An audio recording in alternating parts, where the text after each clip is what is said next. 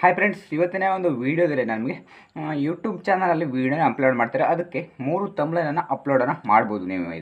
ಈಗ 3 ತಮ್ಬ್ಲೈನನ್ನು ಒಂದೇ ವೀಡಿಯೋಗೆ 3 ತಮ್ಬ್ಲೈನನ್ನು ಅಪ್ಲೋಡ್ ಮಾಡೋದ್ರಿಂದ 3 ತಮ್ಬ್ಲೈನನ್ನು ಹಾಕೋದ್ರಿಂದ ಏನು ಉಪಯೋಗ ಅಂತ ಈ ಒಂದು ವಿಡಿಯೋದಲ್ಲಿ ತಿಳಿಸ್ಕೊಡ್ತೀನಿ. ವೀಡಿಯೋನ ಸ್ಟಾರ್ಟ್ ಮಾಡೋಣ. ನೀವು ನೋಡ್ತಾ ಇರೋದು ಮಂಗು ಯೂಟ್ಯೂಬ್ ಚಾನಲ್. ಫಸ್ಟ್ ಟೈಮ್ ನೋಡ್ತಿದ್ರೆ ಎಲ್ಲರೂ ಕೂಡ ಸಬ್ಸ್ಕ್ರೈಬ್ ಮಾಡ್ಕೊಳ್ಳಿ, ಆಮೇಲೆ ವೀಡಿಯೋನ ನೋಡಿ.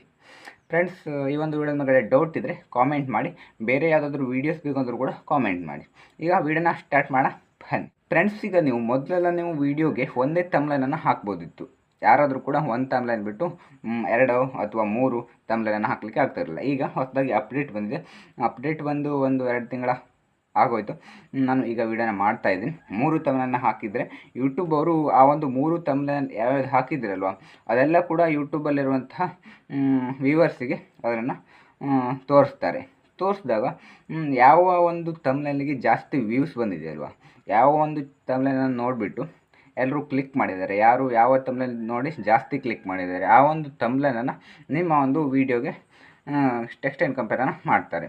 ಆ ಒಂದು ತಮ್ಬ್ಲೈನನ್ನು ನಿಮ್ಮ ಒಂದು ವೀಡಿಯೋಗೆ ಇಡ್ತಾರೆ.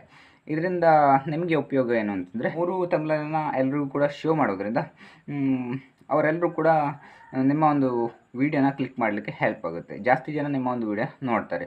ಆದ್ದರಿಂದ ಎಲ್ಲರೂ ಕೂಡ ಯಾರ್ಯಾರೆಲ್ಲ ಯೂಟ್ಯೂಬರ್ಸ್ ಇದ್ದರೆ ಚಾನಲಿಗೆ ವೀಡಿಯೋನ ಅಪ್ಲೋಡ್ ಮಾಡ್ತಾಯಿದ್ರೆ ಅವರೆಲ್ಲರೂ ಕೂಡ ನೀವು 3 ತಮ್ಬ್ಲೈನನ್ನು ಹಾಕಲಿಕ್ಕೆ ಸ್ಟಾರ್ಟ್ ಮಾಡಿ. ಇವತ್ತಿಂದ ನೀವು ಯೂಟ್ಯೂಬಲ್ಲಿ ವೀಡಿಯೋನ ಅಪ್ಲೋಡ್ ಮಾಡಿಕೊಂಡು ಯೂಟ್ಯೂಬಲ್ಲಿ 3 ತಮ್ಬ್ಲೈನನ್ನು ಅಪ್ಲೋಡ್ ಮಾಡೋಕ್ಕಾಗಲ್ಲ. ನೀವು ಕ್ರೋಮಲ್ಲಿ ವೀಡಿಯೋನ ಅಪ್ಲೋಡ್ ಮಾಡಿಬಿಟ್ಟು ಕ್ರೋಮಲ್ಲಿ 3 ತಮ್ಬ್ಲೈನನ್ನು ಅಪ್ಲೋಡನ್ನು ಮಾಡ್ಬೋದು.